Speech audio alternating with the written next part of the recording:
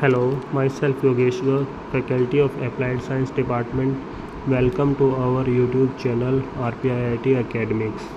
If you like the content, please subscribe our channel.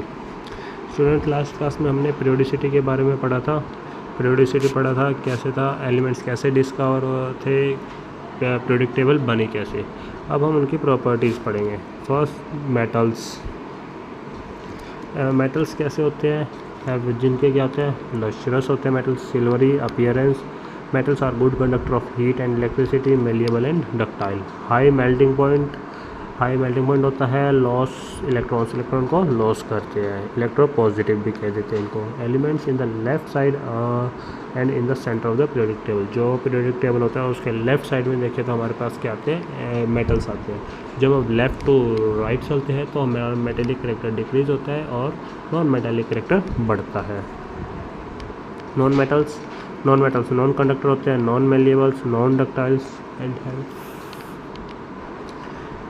And have no metallic lustres, यानी कि उनके पास कोई भी मेटेलिक लशर नहीं होती।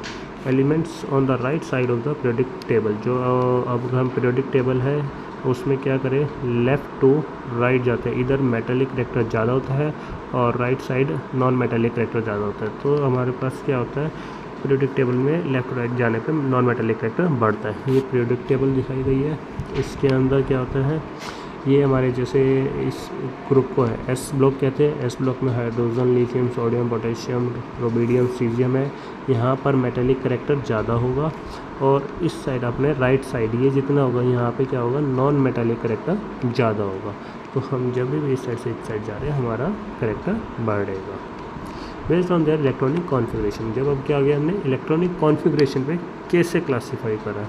फर्स्ट आता है रिप्रेजेंटेटिव एलिमेंट्स, जो क्या कर रहे हैं, या मेन ग्रुप जो हमारी पीरियोडिक टेबल को रिप्रेजेंट कर रहे हैं। इसमें हमारे क्या आते हैं, S block and P block elements आते हैं। ये जैसे कि ये हमारे इस साइड कौन सा गया, एस ब्लॉक, और इस साइड हो गया हमारे पी ब्लॉक। ये हमारे रिप्रेजेंटेटिव एलिमेंट्स होते हैं।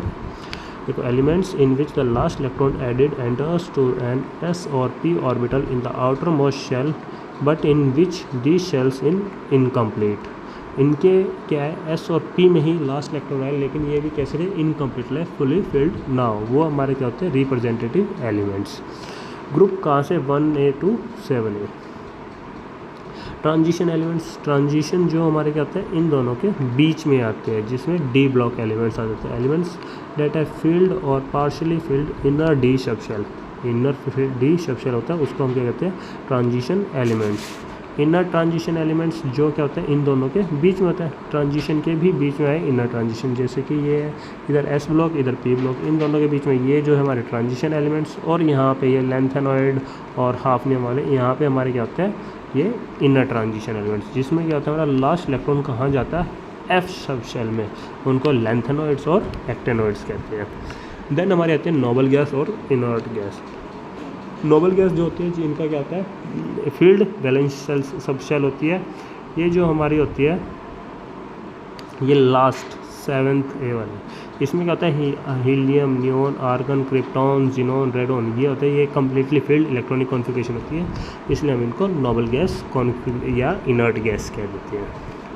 Properties of some groups of elements. अब ग्रुप वाइज सबकी क्या क्या प्रॉपर्टीज़ है वो देखेंगे। फर्स्ट ग्रुप हमारा ग्रुप 1A है, एल्कली मेटल्स। जो हमारा एस ब्लॉक आता है उसमें हम उसको सबसे पहले कहते हैं alkali metals with typical valency of 1 correspond to their S1 electronic structure 1, यानी कि उनमें क्या होता है, वैलेंस इलेक्ट्रॉन्स लास्ट 1 में आता है। ठीक है, तो क्या हुआ, इनका लास्ट इलेक्ट्रॉन क्या आता है, एस ऑर्बिटल में आता है, और एस में भी 1 इलेक्ट्रॉन होता है, क्योंकि एस की कैपेसिटी होती है 2 इलेक्ट्रॉन्स की, लेकिन ये क्या करता है, 1 इलेक्ट्रॉन को ऑक्यूपाई करता है। Light metals, soft, lustrous but reactive, that they do not be kept from air और मॉइस्चर। सॉफ्ट होते हैं, लसरस होते हैं, और साथ में एयर, हम इनको मॉइस्चर में या एयर में नहीं रख सकते क्योंकि ये ज़्यादा रिएक्टिव होते हैं। ये अगर हम इनको बाहर ओपन रखेंगे तो ये फायर कैच कर लेते हैं। जैसे कि सोडियम मेटल है, हम उसको क्या करते हैं, केरोसिन ऑयल में डिप करके रखते हैं, क्योंकि बाहर में रखेंगे तो वाटर के साथ रिएक्ट करके आग पकड़ लेते हैं, इसलिए वो हार्मफुल होते हैं। Their oxides, hydroxides have an intensive basic और एल्कलाइन एक्शन। हाइड्रोक्साइड जो होते हैं उनका इंटेंसिव होता है, बेसिक एल्कलाइन एक्शन होता है, hence members of this family are refer to as alkali metals, और इसलिए हम इसके मेंबर्स को कहते हैं एल्कली मेटल्स।